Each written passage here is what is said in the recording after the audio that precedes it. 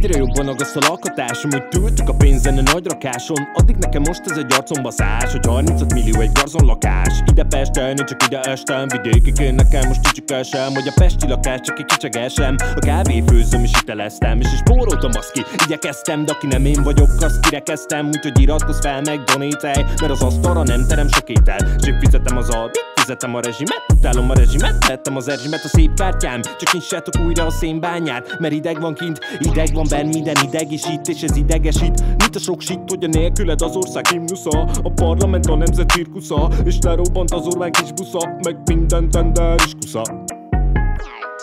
Tisztelt hölgyeim és uraim, tisztelt honfitársaim, kedves fideszes barátaim, Magyarország kisország, de nagy dolgokra képes.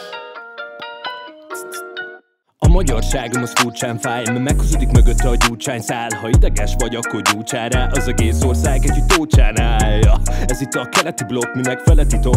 Tüzelőtéren az kelleni fog, mert kilőttek a rezsi árak, meg kilőtt Oroszország, de nem is támad. De most be is látod, hogy a valóság az nem is tám van. Gyerünk adózz te paraszt, az is pánnak, az is pár nap, míg megjön a pénzed. Az is pánnak, a Street Fighterünk vejének. Akciós vagyok, ölő vegyél meg, kardom adom a vármegyének, jaktot minden személynek.